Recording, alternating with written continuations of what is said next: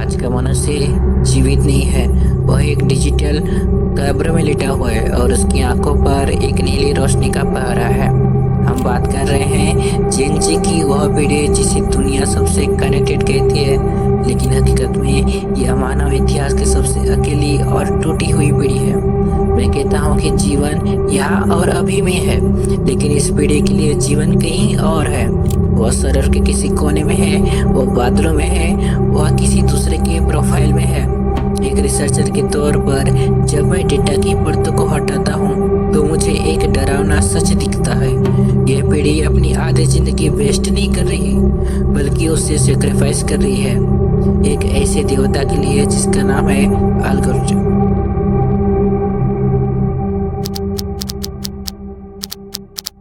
सबसे बड़ी समस्या है आइडेंटिटी। जरा गहराई से सोचो, तुम्हारी पहचान क्या है? क्या तुम्हारी पहचान वह है जो तुम आईने में देखते हो? नहीं, तुम्हारी पहचान वह है जो तुम्हारी बायो कहती है। जिन्होंने अपनी सेल्फ वर्थ को एक एक्सटर्नल वैलिडेशन के लिए गिरवी रख दिया है। बड़ा सीधा सा लॉजिक है। जब तक तुम दूसरों की आंखों में खुद को ढूंढोगे, तुम कभी खुद को नहीं पा सकोगे। आज के युवा की खुशी इस बात पर टिकी है कि कितने अजनबियों ने उसके पोस्ट पर लाइक दबाया। यह वैलिडेशन एडिक्शन एक ड्रग से भी खतरनाक है। तुम एक मेंटल भिखारी बन चुके हो। तुम अंगूठा घिस रहे हो इस उम्मीद में कि कोई तुम्हें कॉल कर दे, कोई तुम्हें अल्फा मान ले। लेकिन सच तो यह है कि जिस दिन तुम्हारा फोन बंद होगा, तुम्हारी वह सारी हस्ती धुआं हो जाएगी। क्या तुम वाकई इतने सस्ते हो कि तुम्हारी खुशी का रिमोट कंट्रोल एक सिलिकॉन वैली के कुछ कोडर्स के हाथ में है? रिसर्च में एक अजीब बात सामने आती है, the death of the moment. आज की पीढ़ी कहीं घूमने नहीं जाती, वह कांटेक्ट बनाने जाती है। तुम पहाड़ों पर शांति खोजने नहीं, बल्कि एक एस्थेटिक बैकग्राउंड खोजने जाते हो। तुम खाना उसकी लज्जत के लिए नहीं, बल्कि उसकी टॉप डाउन एंगल के लिए ऑर्डर करते हो। लॉजिक देखो, तुमने अनुभव की हत्या कर दी है और उसकी जगह केवल प्रमाण को रख दिया है। तुम वहाँ मौजूद ही नहीं होती। तुम्हारी आत्मा उस फोन के लेंस में फंसी हुई होती है। मैं कहता हूँ कि जो दिखाया गया वह सत्य हो ही नहीं सकता, और तुम केवल सत्य का विज्ञापन कर रहे हो।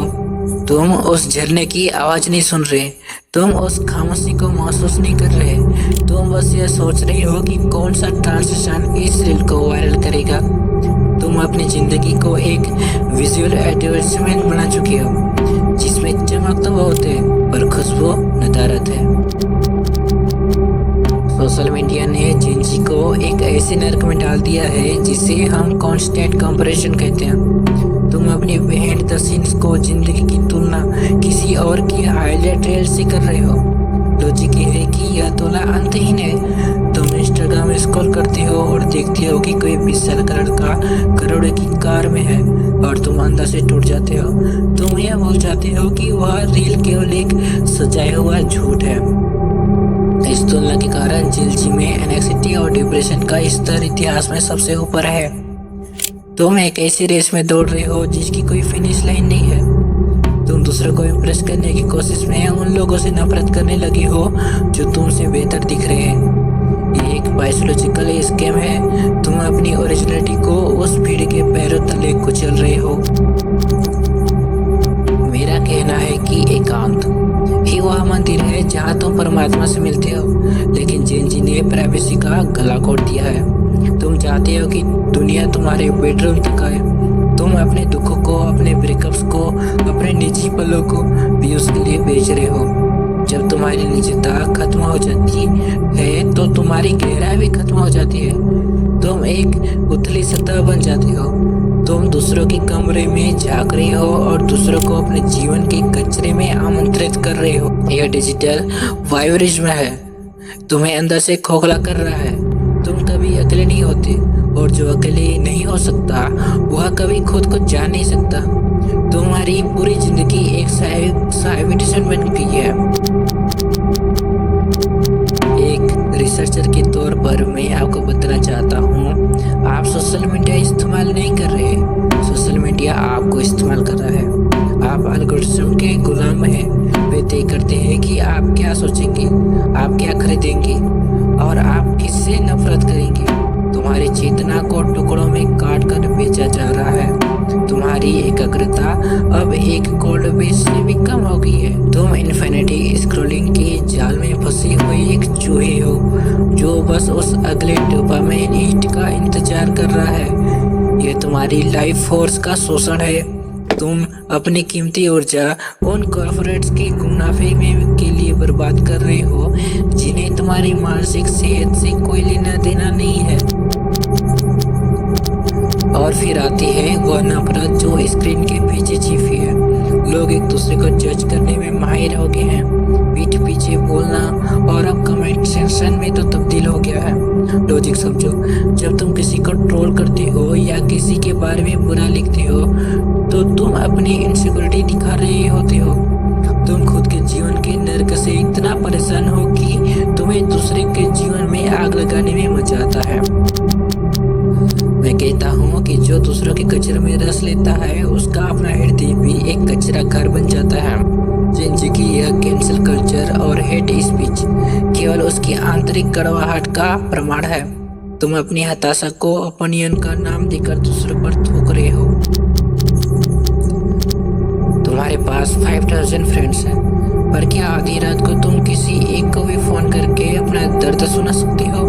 नहीं, यह कनेक्शन नहीं है, यह ट्रांसैक्शन है। तुम एक दूसरे को पोस्ट लाइक करते हो ताकि वे तुम्हारे पोस्ट लाइक करें। ये एक सोशल कॉन्ट्रैक्ट है, प्रेम नहीं। तुमने प्रेम जैसी गहरी चीज को left swipe and right swipe में बदल दिया है। तुम भावनाओं को इमोजीज में सीमित कर चुके हो। हृदय का संवाद खत्म हो गया है, अब केवल डाटा का आदान प्रदान होता है। इसी कारण तुम हजारों के बीच होकर भी सबसे ज्यादा अकेले हो। एक रिसर्चर के तौर पर मैं कहता हूँ कि जिंदगी अपनी जिंदगी का आधा हिस्सा एक ऐसे भ्रम में बिता रही है जो कभी सच नहीं होगा। तुम एक स्क्रिप्टेड लाइफ जी रहे हो। मैं कहता हूँ कि life is not problem to be solved but a mystery to be live it. पर तुमने जीवन को प्रॉब्लम बना दिया है जिसे तुम व्यूज और लाइक्स में सॉल्व करना चाहते हो। तुम अपनी चेतना को एक मृत स्क्रीन के हवाले कर चुके हो। जागो, ये डिजिटल कर्टेन में को फाड़ दो। अपनी आंखों से स्क्रीन की रोशनी हटाओ और सूरज की तपिश को महसूस करो। दूसरों को इम्प्रेस करना बंद करो। अपने खुशी का विज्ञापन करना बंद करो। तुम कंटेंट नहीं हो, तुम एक जीता जाता चैतन्य हो। अपनी जिंदगी को रिकॉर्ड करना बंद करो, उसे फील करना शुरू करो, क्योंकि जिस दिन तुम इस डिजिटल पिंजरे से बाहर निकलोगे तुम्हें पता चलेगा कि तुम सत्य को नहीं बल्कि सत्य के विज्ञापन को पकड़ रखा था। असली आज़ादी फॉलोअर्स बढ़ाने में नहीं बल्कि इस बात में है कि तुम्हें किसी के अप्रोल की जरूरत ही ना रहे। क्या तुम्हारे भीतर इतना साहस है कि तुम अपनी यह डिजिटल आइडेंटिटी जला सको और अपनी ओरिजिनलिटी में वापस लौट सको?